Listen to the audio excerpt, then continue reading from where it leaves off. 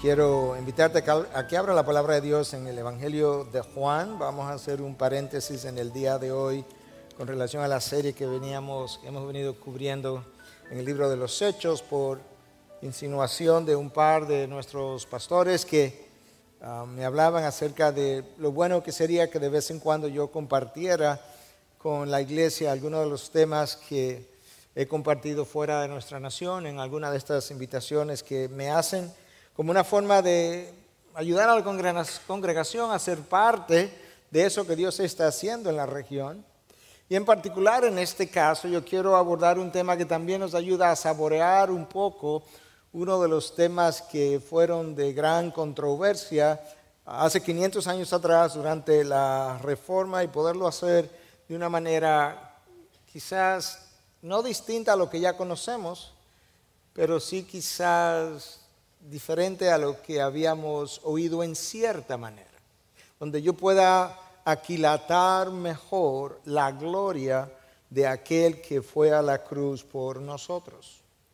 Una de las 5 frases que resumen el movimiento de la Reforma es solo Cristo, salvación solamente en Cristo y en ningún otro.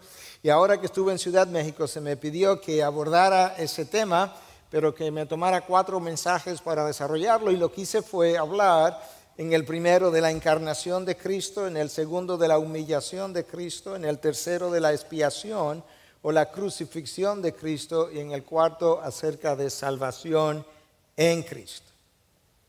De esos 4 temas yo he querido elegir el primero, la encarnación de Cristo, para compartir con ustedes parte de esto que hemos llamado solo Cristo, porque solo Cristo tuvo tal encarnación. Libros enteros se han escrito acerca de la persona de Cristo, porque los ataques en contra de la cristología bíblica no han cesado desde el mismo primer siglo. Juan no había muerto y ya había evidencias, hubo evidencias en sus cartas de algo que posteriormente la historia nos enseñó. Escucha lo que Juan escribe en su primera carta en 4:2. En esto conocéis el Espíritu de Dios. Todo espíritu que confiesa que Jesucristo ha venido en carne es de Dios. Eso parece como una verdad obvia y sin embargo, en la época de Juan, final del primer siglo, se había levantado ya un grupo llamado docetistas que formaban parte de los gnósticos que enseñaban que Cristo no vino en la carne, que eso que ellos vieron fue más bien como una especie de imagen, una imagen pero que no correspondía a un cuerpo, una especie como de fantasma, si pudiéramos decir, y que ese fue el Cristo que llegó hasta nosotros. Pero eso es contrario a todo lo que las Escrituras revelan. Y aquí está Juan, antes de morir, en sus últimos años, diciendo, todo espíritu que confiesa que Jesucristo ha venido en carne es de Dios. En otras palabras, los docetistas no corresponderían a las enseñanzas de ellos no corresponderían a una enseñanza que es de Dios. Los ataques sobre la cristología se dieron en el primer siglo, en el segundo, en el tercero, en el cuarto, en el quinto. De hecho, se dieron en el siglo XIX, en el XX, ahora en el XXI, diferentes formas. Pero yo no tengo tiempo para cubrir algunas de las cosas que sí cubrí en Ciudad México en ese sentido. Basta con decir que el año pasado, cuando tuve la oportunidad de entrevistar a R.C. Sproul, él decía que en su opinión la mayor amenaza de la iglesia es en el área de la cristología, por lo que yo acabo de decir. Aún en nuestros días la controversia continúa, porque para los testigos de Jehová la segunda persona de la Trinidad no es Dios. Para los mormones tampoco, para los musulmanes tampoco. Él es apenas un mero profeta o un profeta muy especial. Para la mayoría de los judíos, Cristo fue un falso maestro, y para muchas de las sectas de nuestros días, Cristo no es más que un iluminado. Y entonces Juan está tratando de ayudarnos a entender quién verdaderamente es ese Jesús que llegó hasta nosotros. Y para eso yo voy a leer unos versículos muy familiares a nosotros, que están en la primera carta o en la carta de el Evangelio, de San Juan, como es denominado en muchas versiones, capítulo 1, del versículo 1 al 4 y luego el 14. En el principio existía el Verbo y el Verbo estaba con Dios y el Verbo era Dios. En el original diría algo como esto: en el principio existía el Logos. Esa es la palabra traducida aquí como verbo. Y el Logos estaba con Dios y el Logos era Dios. Él estaba en el principio con Dios, todas las cosas fueron hechas por medio de Él y sin Él nada de lo que ha sido hecho fue hecho. En Él estaba la vida y la vida era la luz de los hombres. Versículo 14.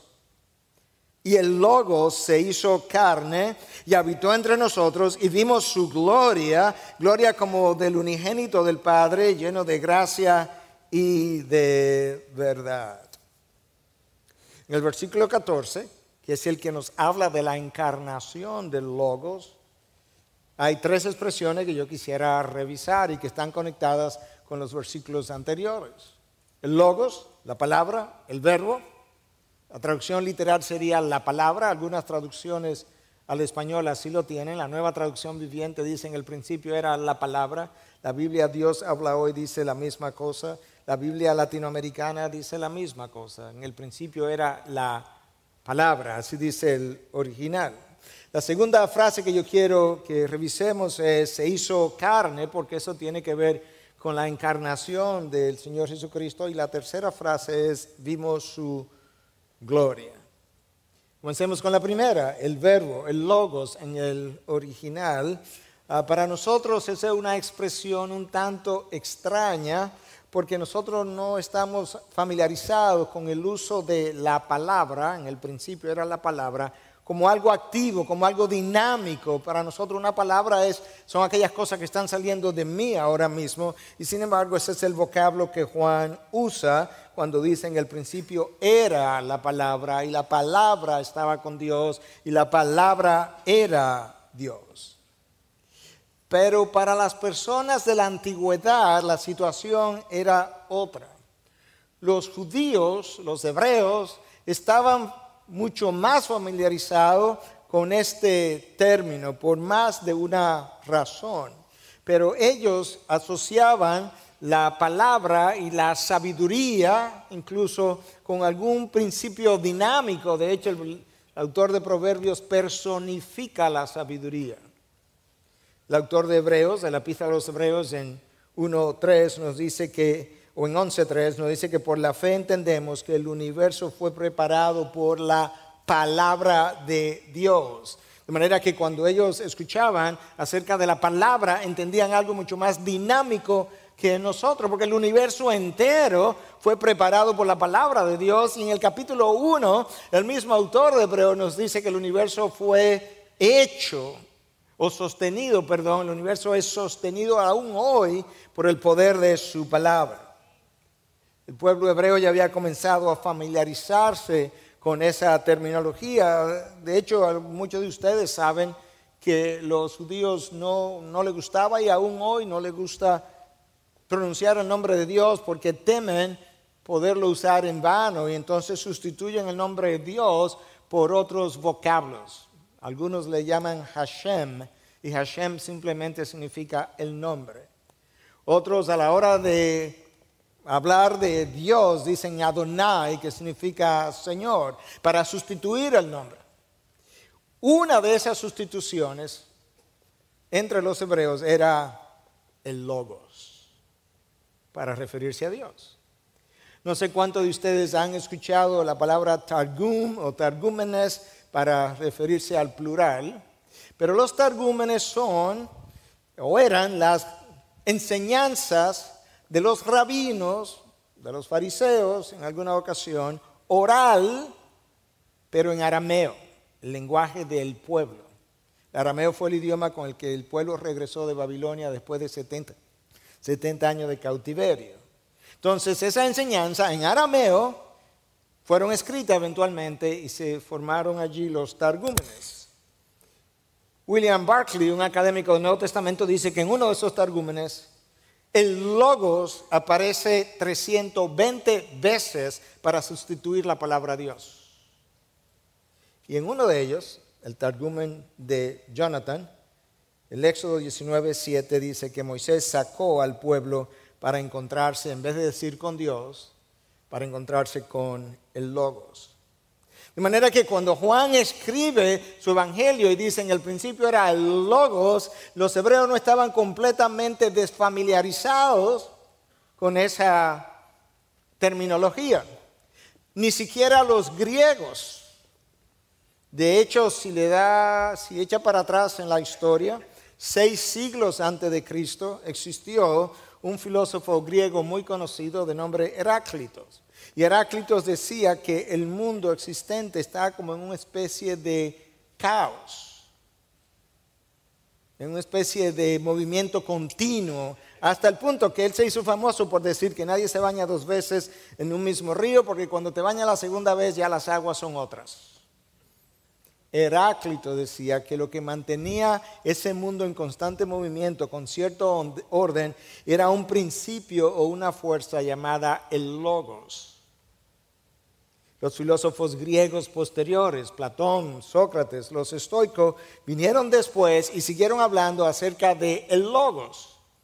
De hecho, James Montgomery Boyce, en su comentario acerca del libro de Juan, dice que en una ocasión Platón se juntó con sus discípulos y que Platón les dijo que era posible que algún día venga de parte de Dios una palabra, un logos, quien revelará todos los misterios y quien hará que todas las cosas sean claras.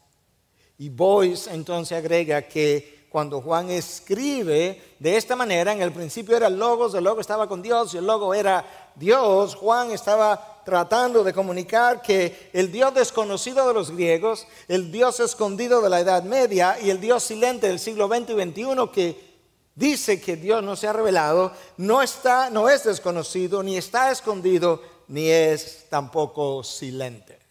No lo es. Dios ha comunicado todo el tiempo. La historia comenzó con la comunicación de Dios. Dios habló y el universo entero se formó. Dios habló por medio de sus profetas. Dios habló por medio de su Hijo, a quien llamó el Logos. Nuestro Dios es un Dios comunicante. De tal forma que tanto para los hebreos como para los judíos podía tener interés conocer más acerca de el Logos. Ahora, cuando Juan escribe lo que escribe, él no estaba bajo la influencia de los griegos, él estaba bajo la influencia del Espíritu, quien lo inspiró para escribir de manera infalible e inerrante.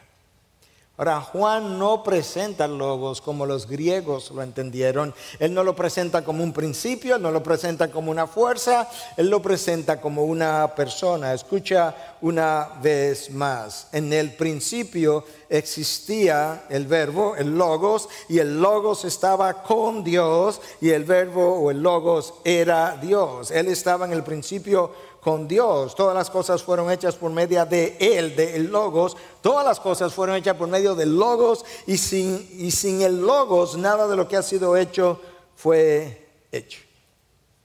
En un solo versículo Juan nos habla de la existencia del Logo, de la compañía del Logo y de la identidad del Logo. El versículo 1. Veamos primeramente la existencia del Logos. Juan me está diciendo, o nos está diciendo, antes de que hubiera espacio, antes de que hubiera materia, antes de que el tiempo comenzara a ser contado, antes de que hubiera registro histórico, el Logos estaba ya presente. De tal forma que el Logos, Cristo Jesús, existió desde la eternidad pasada, fuera del tiempo y del espacio. Su existencia ha sido desde siempre. No ha habido nunca un momento en la historia de la humanidad, en la historia del universo, cuando el Logos no estuviera presente. El Logos no es parte de la creación de Dios, como dicen los testigos de Jehová, sino que el Logos es el agente creador. Tú puedes darle para atrás al calendario todo cuanto tú puedas y cuando llegues al final, ahí estaba el Logos. Nota cómo Jesús mismo deja ver algo de esto en Apocalipsis 1:8, cuando se le aparece a Juan en la isla de Patmos y le da toda esa revelación. Y él dice lo siguiente: yo soy el alfa y la omega, dice el Señor Dios, el que es y que era y que ha de venir, el Todopoderoso. Él es, el alfa es la primera letra del alfabeto griego, la omega la última. Él es el principio, Él es el final. De hecho, Él es todo lo que está entre el principio y el final. Por eso es que Él puede reunirse con los fariseos, con los judíos y decir: antes de Abraham yo fui. No, antes de Abraham yo soy. Porque cuando tiene que ver con su persona, no le puedes aplicar el tiempo ni pasado ni presente, porque Él siempre ha estado, Él vive un presente eterno. No antes de Abraham yo fui, no antes de Abraham yo seré, antes de Abraham yo soy. Yo soy es su nombre.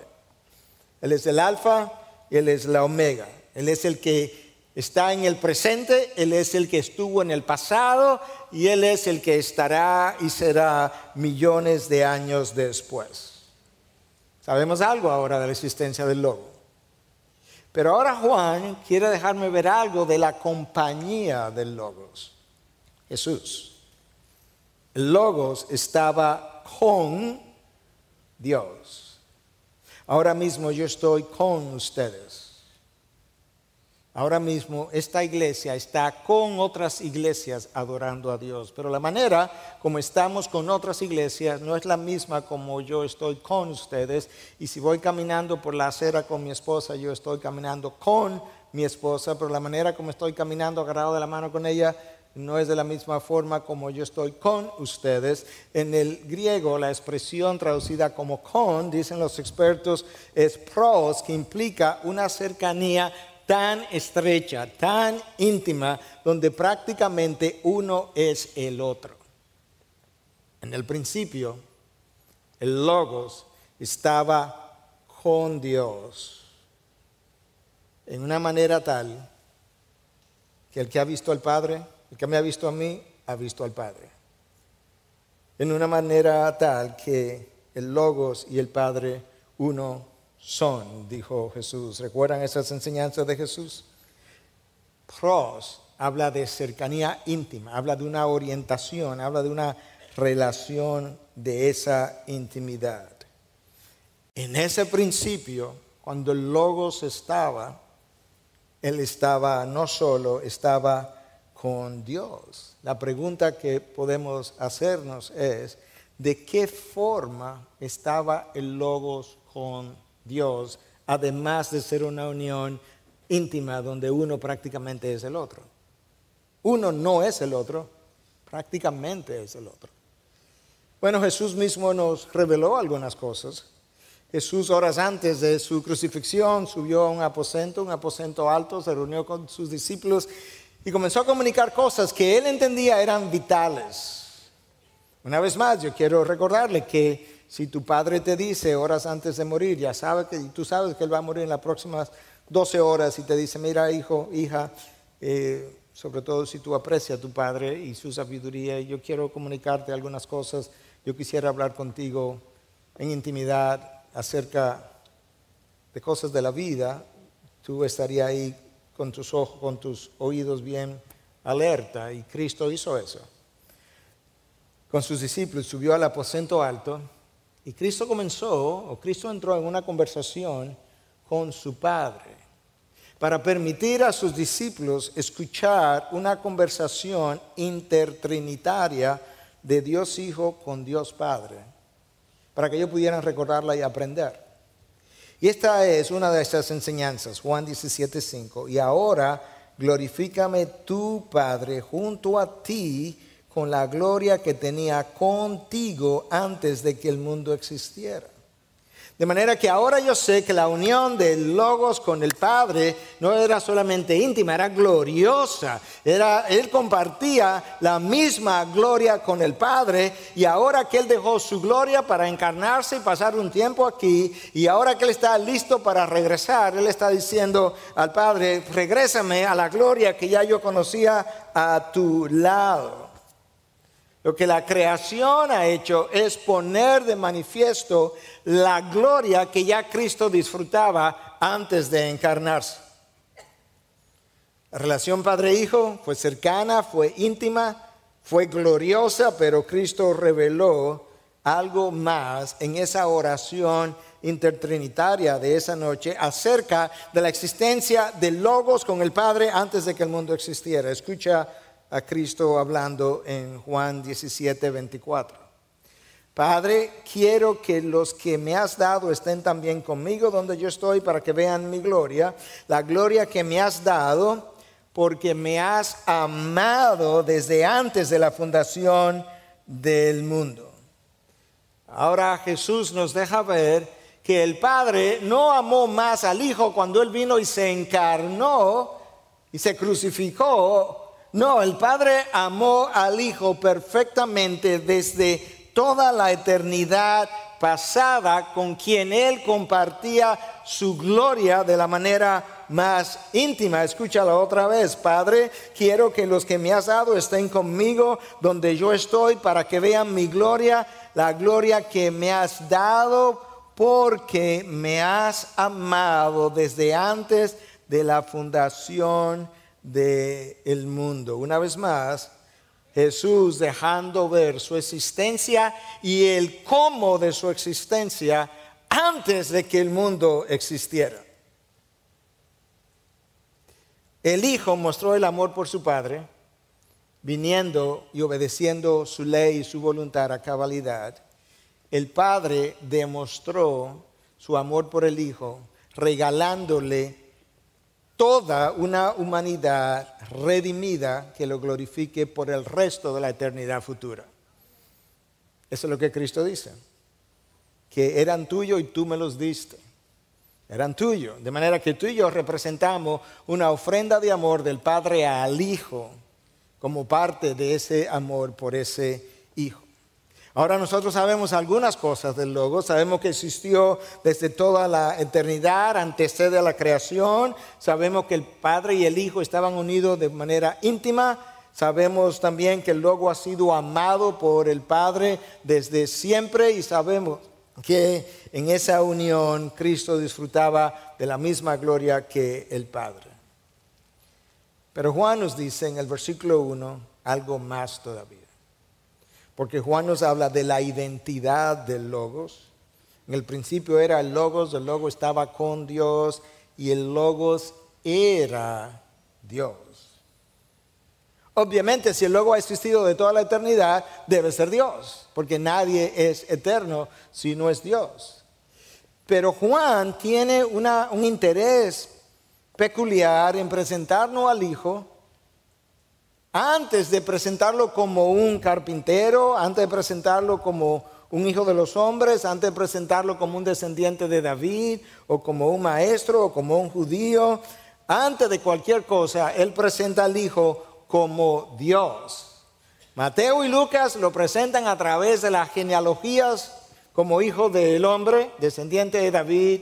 Juan no tiene ningún interés en presentar al Hijo como humano, ya otros habían hecho eso. Juan lo que quiere es presentar al Hijo como Dios, y lo que él hace entonces en los versículos 3 y 4 es probar la divinidad del Hijo.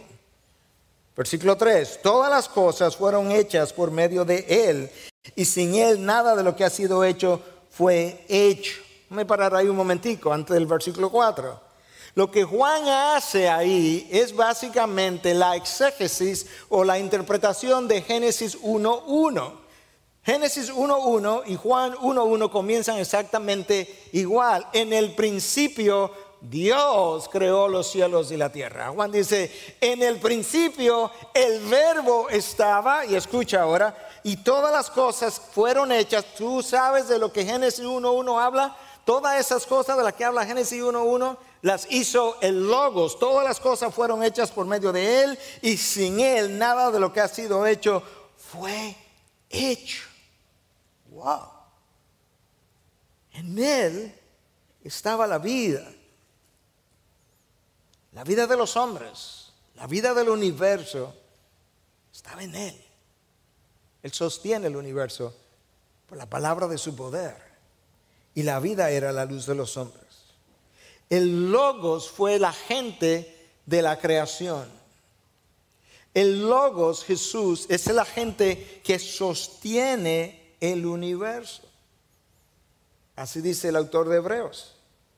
Apocalipsis 3:14 lo presenta como el amén, el testigo fiel y verdadero, el principio de la creación de Dios. Claro, porque Él es el iniciador de la creación. Él es el amén del Padre. Es como el Padre diciendo: ahí está mi Hijo, en Él mora por completo la divinidad mía. Todo lo que fue hecho por medio de Él. Y nada de lo que ha sido hecho fue hecho sin Él. En el principio, el Logos creó los cielos y la tierra. Déjame darte una idea de qué fue lo que Él hizo. Nosotros pertenecemos a una galaxia, la Vía Láctea. En esa galaxia en la que nosotros estamos hay múltiples estrellas. Una de ellas, conocida como Eta Carinae, que hoy se piensa quizás sean dos estrellas que forman un sistema. Pero esa Eta Carinae tiene una brillantez que es 5 millones de veces la brillantez de nuestro Sol. Es tan grande que se cree que tiene de 30 a 60 veces el tamaño de nuestro Sol. Esa estrella es tan grande que tú puedes tomar de 50 a 80 millones de planetas Tierra de ese tamaño y ponerlo adentro. ¿Tienes una idea de esa estrella, verdad? Como esa estrella, de diferentes tamaños, pero como esa estrella, nuestra galaxia tiene de 200,000 a 400,000 millones de estrellas. ¿Tiene una idea?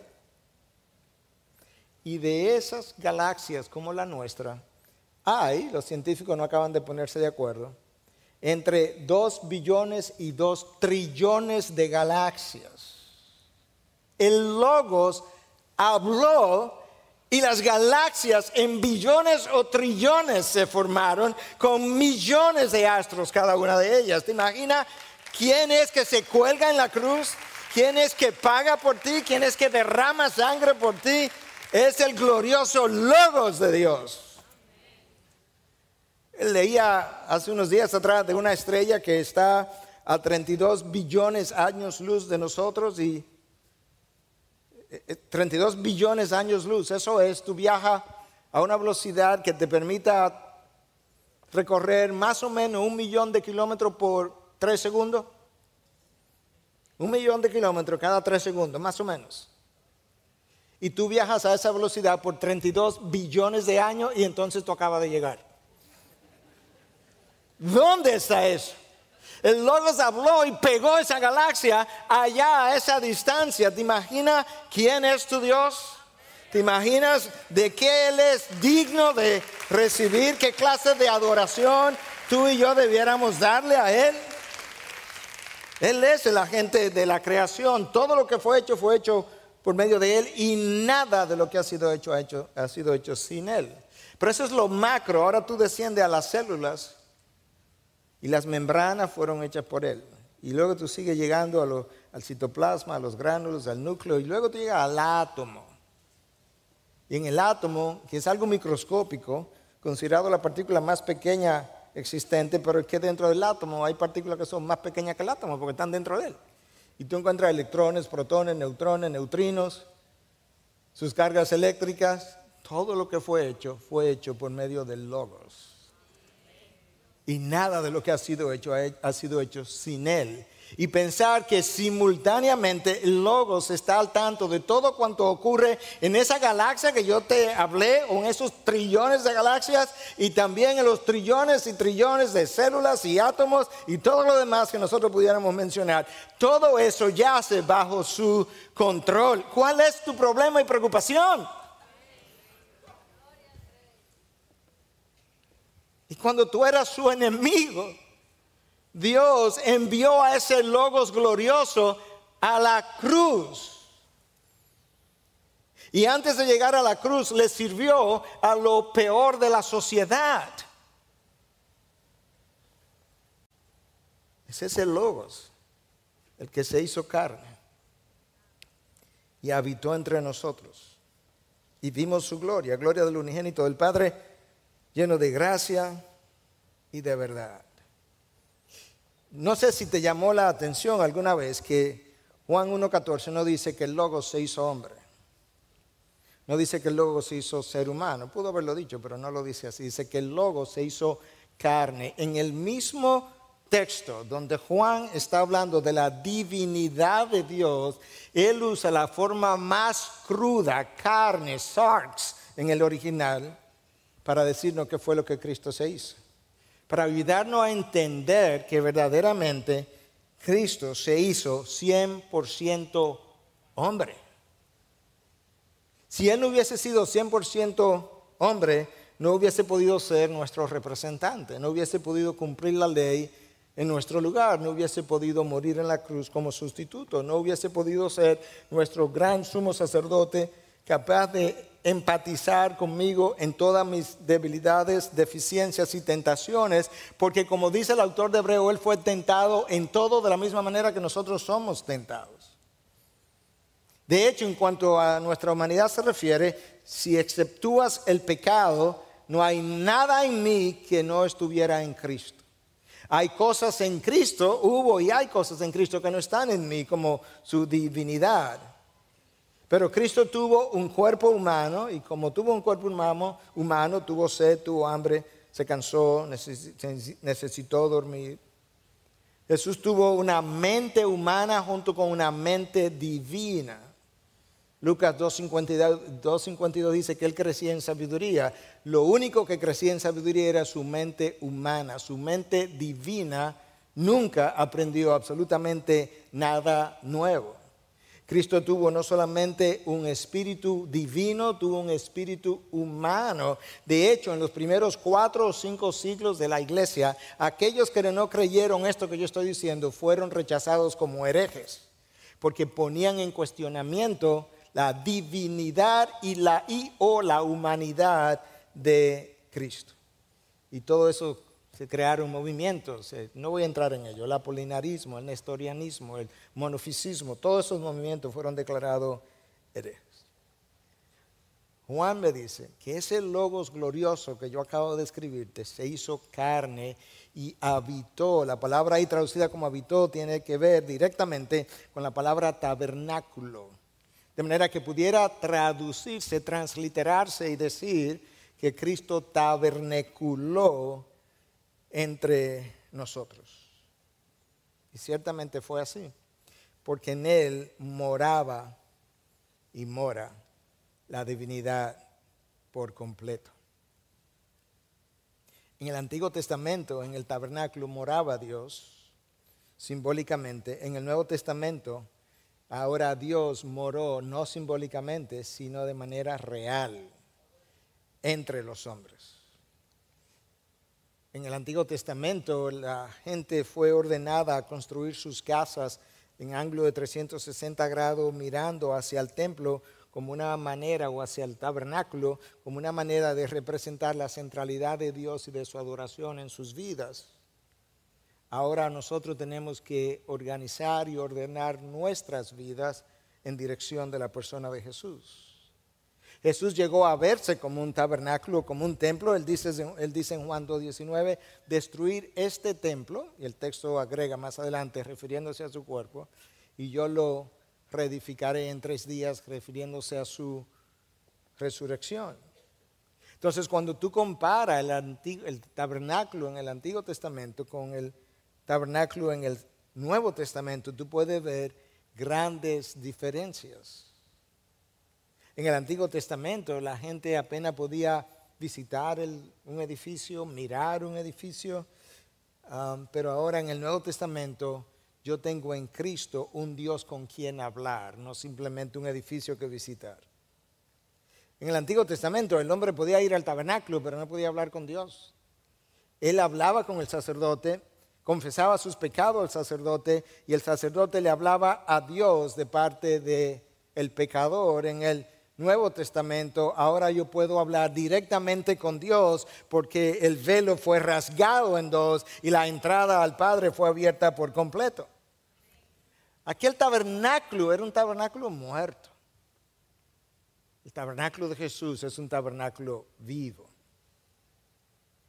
Ahora recuerda que en el tabernáculo del Antiguo Testamento estaba el arca del pacto, y el arca del pacto, entre otras cosas, guardaba la ley. Pudiéramos decir que el arca del pacto estaba llena de la ley de Dios.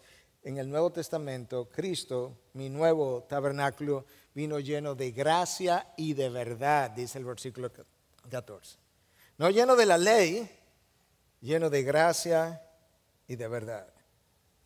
Él no vino lleno de ley, Él vino a cumplir la ley. En el antiguo tabernáculo, ese era el lugar de reunión con Moisés y de revelación. Cada vez que Dios le revelaba algo a Moisés, él iba y lo contaba al pueblo. Pero cada una de esas revelaciones tenía que ser seguida de una frase que diga, continuará en el próximo episodio. Pero cuando Cristo vino, Él es la revelación final de Dios.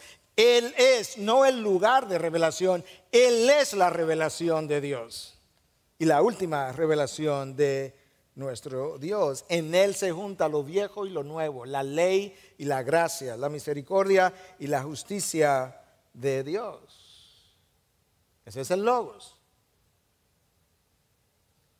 Jesús fue a la cruz y a diferencia del tabernáculo en el Antiguo Testamento donde se ofrecían sacrificios, Él fue el sacrificio. Y a diferencia del Antiguo Testamento donde el sacrificio era una cosa y el sacerdote que lo ofrecía era otra cosa, en la cruz Cristo fue el sacerdote y la ofrenda al mismo tiempo, poniendo fin al resto de los sacrificios.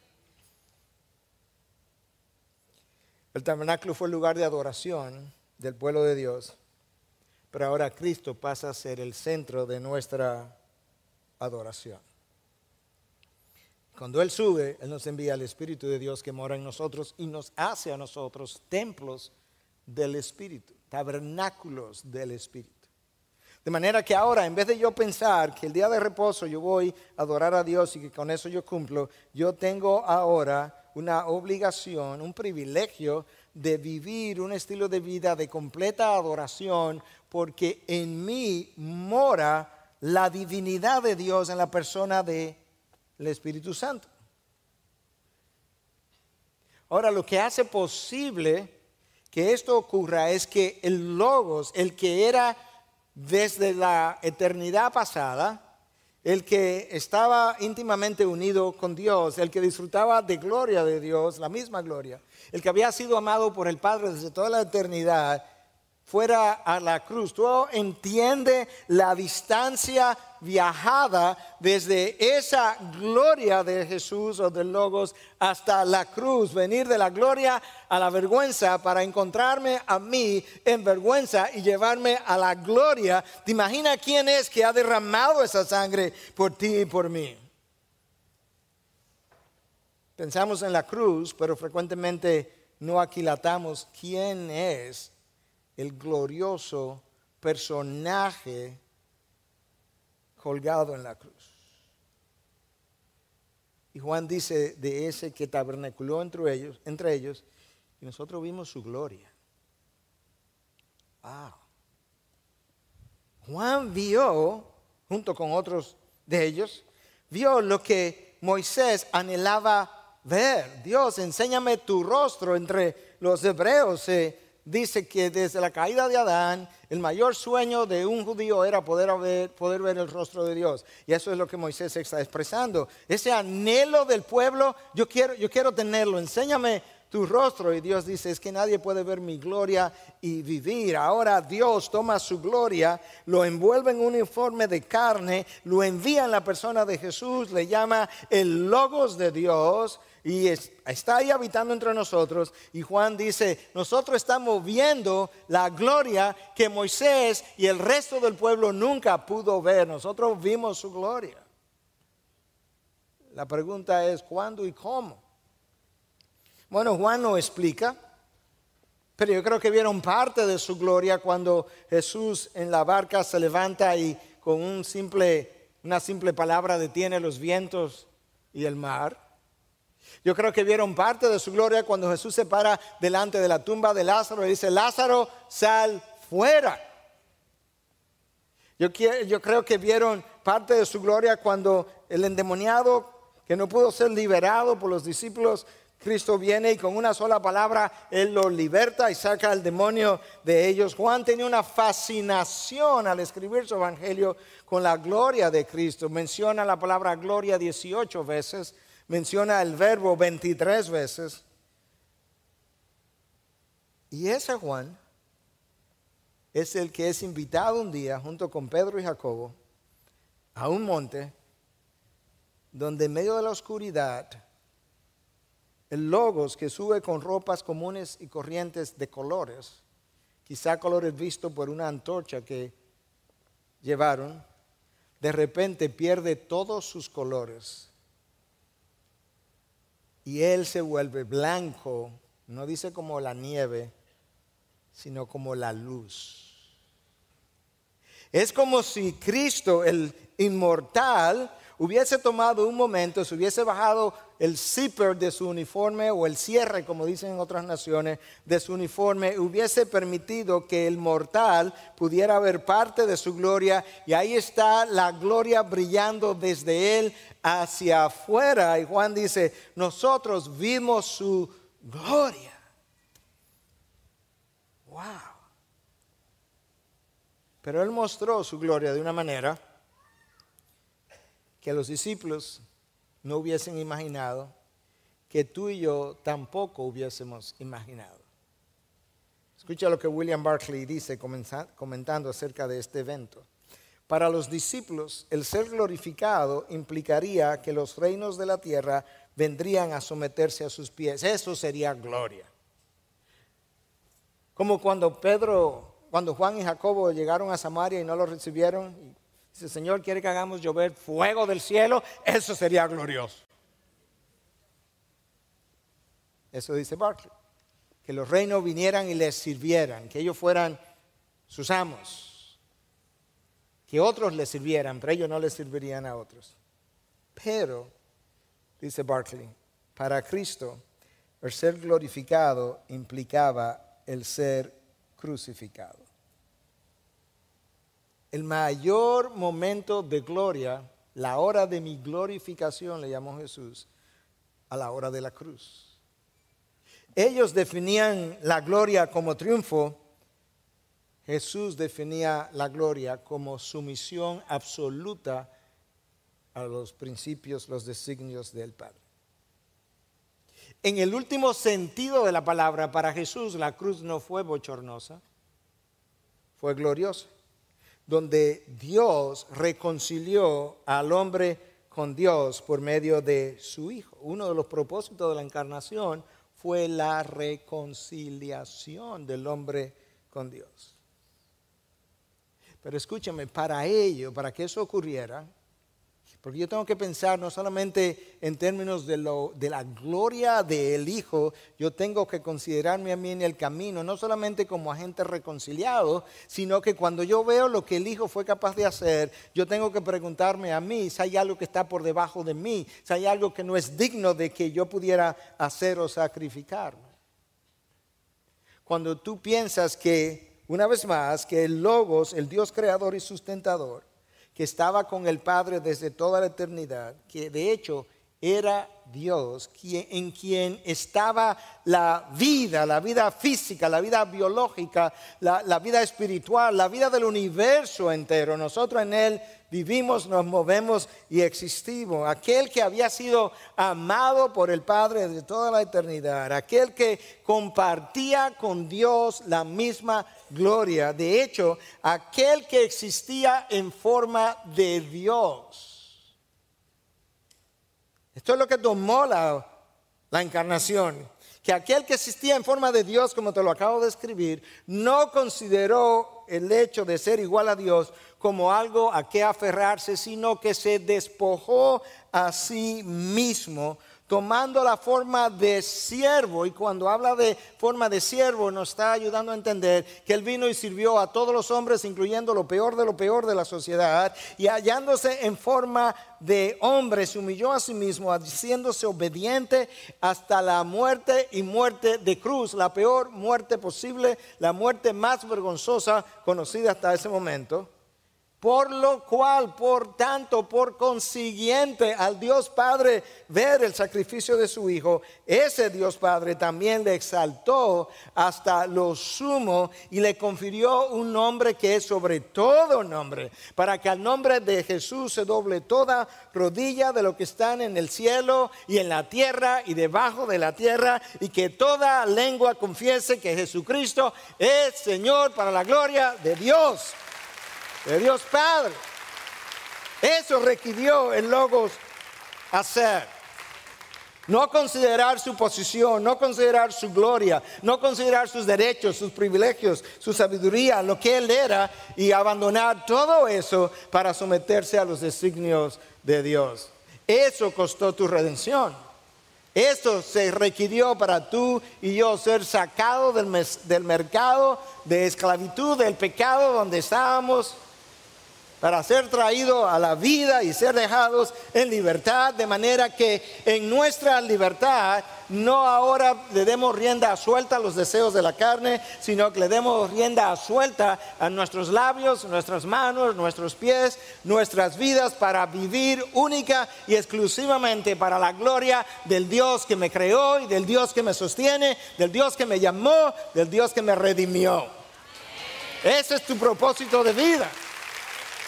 Para eso Él vino, para eso Él murió, para eso Él resucitó, para eso Él se sentó a la diestra del Padre, y para eso Él te dijo: toda autoridad me ha sido dada en el cielo y en la tierra. Id y haced discípulos de todas las naciones, bautízalos en el nombre del Padre, del Hijo y del Espíritu Santo. Y recuerda, yo estaré contigo hasta el fin de los tiempos, hasta el fin del mundo, hasta que entres en gloria.